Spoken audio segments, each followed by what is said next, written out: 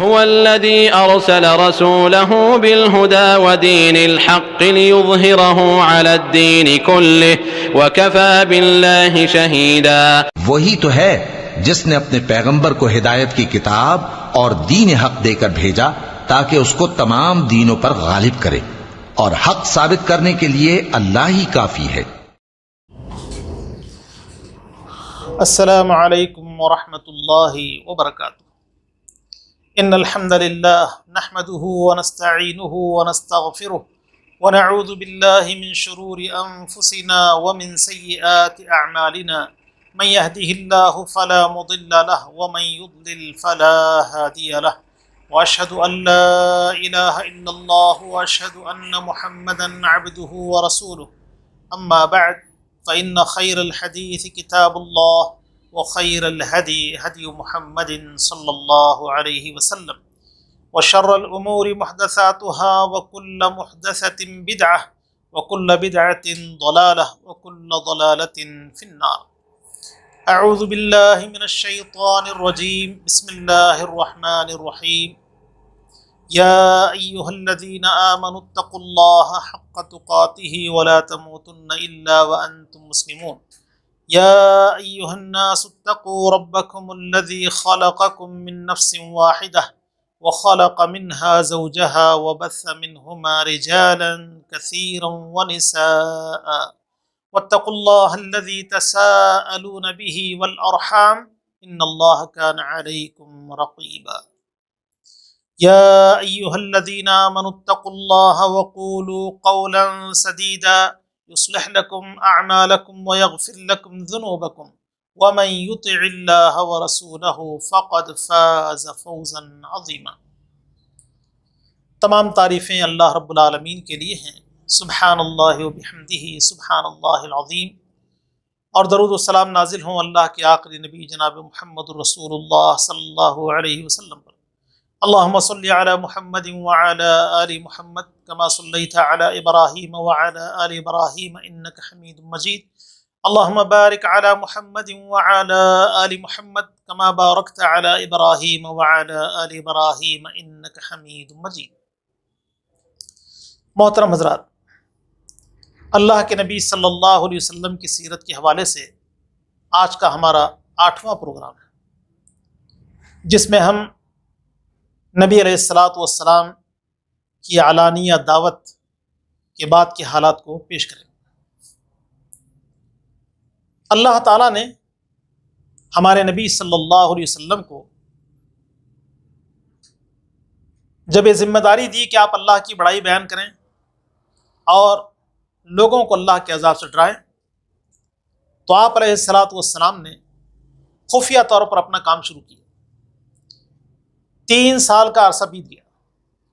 پھر اللہ نے آپ کو اس بات کا حکم دیا وَأَنذِرْ عَشِيرَتَكَ الْأَقْرَبِينَ کہ آپ اپنے قریبی رشتہ داروں کو اللہ کے عذاب سے ڈرائیں. تو آپ علیہ الصلاۃ والسلام نے گھر پر بھی لوگوں کو بلا کے دعوت دیا، اور صفا پہاڑی پر کھڑے ہو کر رسول اللہ صلی اللہ علیہ وسلم نے ان کے سامنے اللہ کا پیغام رکھا. جب آپ علیہ الصلاۃ والسلام نے علانیہ طور پر لوگوں کے سامنے اللہ کا پیغام رکھا اور عقید توحید کی دعوت دیا، تو لوگوں کے دلوں میں نفرت کی آگ بھڑکنے لگی. جن دنوں اللہ کے نبی صلی اللہ علیہ وسلم دار ارقم میں بیٹھا کرتے تھے، ان دنوں پیارے نبی صلی اللہ علیہ وسلم اور مسلمانوں کو لوگ دیکھتے تھے کہ یہاں کچھ لوگ بیٹھتے ہیں، تو ان کا خیال یہ تھا شاید کوئی اصلاحی تنظیم ہوگی، شاید مظلوموں کی حمایت میں بیٹھک ہو رہی ہوگی. اس لیے کہ اس زمانے میں کچھ ایسی مجلسیں بھی ہوا کرتی تھیں جس میں انسانیت کی خدمت اور مظلوموں کی حمایت ہوا کرتی تھی. جب رسول اللہ صلی اللہ علیہ وسلم نے علانیہ طور پر اپنی نبوت اور رسالت کا اعلان کیا اور اللہ رب العالمین کی طرف لوگوں کو بلایا، تو لوگوں کو اندازہ ہوا کہ آپ نے دعوی نبوت اور رسالت کیا ہے. چنانچہ آپ علیہ الصلاۃ والسلام کے خلاف اب باتیں ہونے لگیں.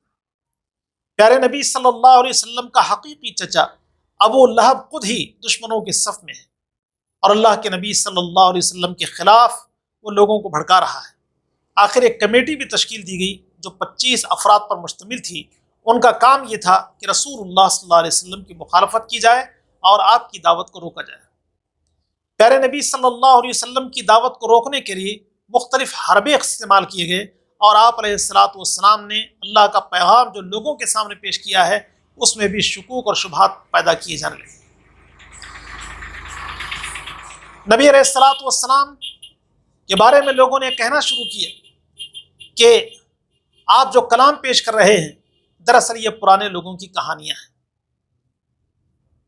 کہا گیا کہ جو کلام محمد صلی اللہ علیہ وسلم پیش کر رہے ہیں یہ ان کا اپنا کلام ہے، یہ اللہ رب العالمین کا کلام نہیں ہے۔ اللہ کے نبی صلی اللہ علیہ وسلم کی دعوت کو روکنے کے لیے انہوں نے مختلف حربیں استعمال کی۔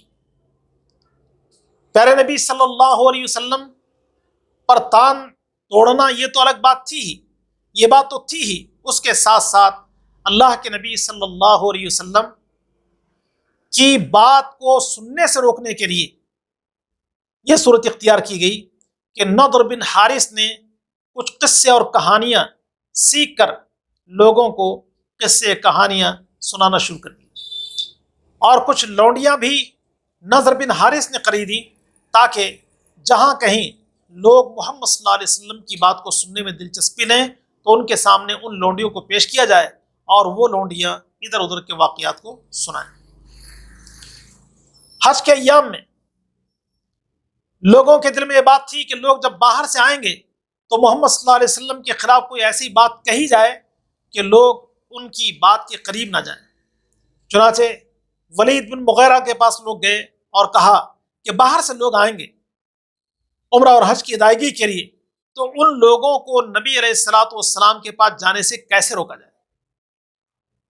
بڑے ہی غور و فکر کے بعد ولید بن مغیرہ نے کہا کہ ہم یہ کہیں کہ ان کی زبان میں جادو کا سا اثر ہے، جو ان کی بات سن لیتا ہے وہ ان کا ہو جاتا ہے، اور ان کی بات سننے سے اختلاف پیدا ہوتا ہے، لہٰذا ان کی بات کو نہ سنا جائے۔ تو ہمارے نبی صلی اللہ علیہ وسلم کی بات کو روکنے کے لیے انہوں نے یہ صورت اختیار کی۔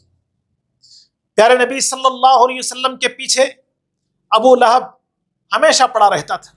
اللہ کے نبی صلی اللہ علیہ وسلم کی ایڑیاں کبھی سلامت نہیں رہتی تھی، اس لیے کہ ابو لہب آپ پر پتھر پھینکا کرتا تھا۔ اللہ کے نبی صلی اللہ علیہ وسلم مکہ کے بازاروں میں اللہ کی توحید کا نعرہ بلند کرتے ہوئے جاتے، کہتے یا ایھا الناس قولوا لا الہ الا اللہ تفلحوا، اے لوگوں کہو اللہ کے علاوہ کوئی عبادت کے لائق نہیں، تم کامیاب ہو جاؤ گے۔ تو ابو لہب پیچھے سے یہ کہتا ہوا جاتا کہ یہ جھوٹا ہے، اس کی بات نہ مانو۔ پیارے نبی صلی اللہ علیہ وسلم آپ کے خلاف شکایتیں ابو طالب سے کی گئیں کہ آپ اپنے بھتیجے کو روکیں، وہ ہمارے معبودوں کو برا بھلا کہتے ہیں۔ ابو طالب نے لوگوں کی شکایت کو سنا لیکن اپنے بھتیجے محمد صلی اللہ علیہ وسلم کو برا بھلا نہیں کہا۔ اللہ کے نبی صلی اللہ علیہ وسلم کو جسمانی تکلیف بھی دی جانے لگی اور ذہنی طور پر بھی آپ کو پریشان کیا جانے لگا۔ رسول اللہ صلی اللہ علیہ وسلم پر ایمان لانے والوں کو بھی پریشان کیا جانے لگا۔ کمزور مسلمانوں کو مشق ستم بنایا جاتا، لوگ اپنی طاقت اور قوت ان پر آزماتے۔ آخر رسول اللہ صلی اللہ علیہ وسلم نے نبوت کے 5ویں سال کمزور مسلمانوں کو حبشہ کی طرف ہجرت کرنے کا حکم دیا۔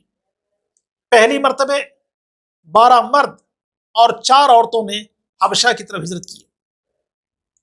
پھر اس کے بعد رسول اللہ صلی اللہ علیہ وسلم نے مزید لوگوں کو حبشہ کی طرف روانہ فرمایا۔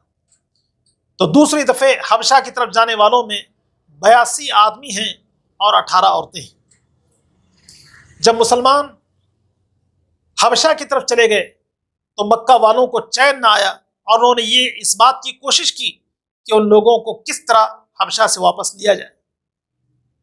چنانچہ 2 ذہین آدمیوں کا انتخاب کیا گیا کہ وہ اسامہ نجاشی کے پاس جائیں اور مسلمانوں کے خلاف بات کریں، کسی طرح مسلمانوں کو وہاں سے نکالا جائے۔ اسامہ نجاشی کے پاس وہ پہنچے۔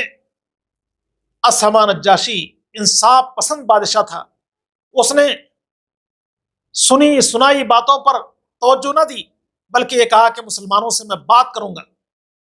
چنانچہ مسلمانوں کو اس نے طلب کیے مسلمانوں نے جعفر رضی اللہ تعالیٰ عنہ کو اپنا نمائندہ بنایا، ترجمان بنا کر پیش کیا۔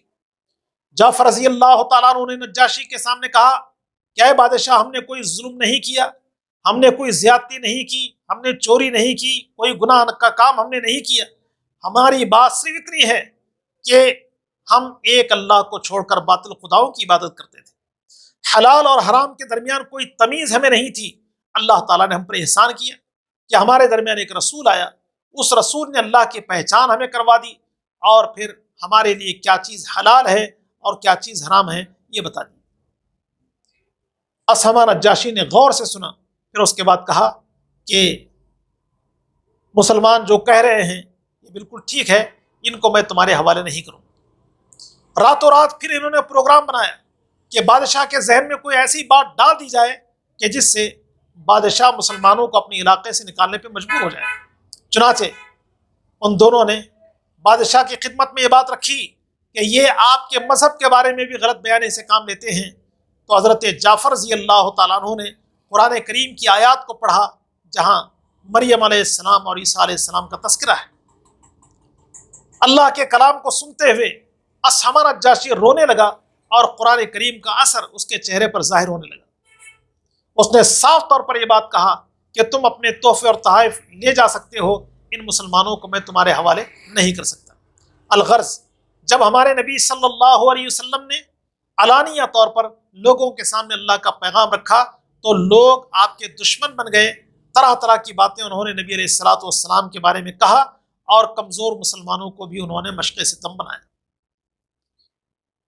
اسی پر اکتفا کرتے ہیں، انشاءاللہ پھر بات جاری رہے گی۔ اللہ تعالیٰ سے دعا ہے کہ اللہ ہم سب کو نبی علیہ السلام کی سیرت پڑھنے، سننے اور آپ کی زندگی کو سوار نمونہ بنانے کی توفیق عطا فرمائے۔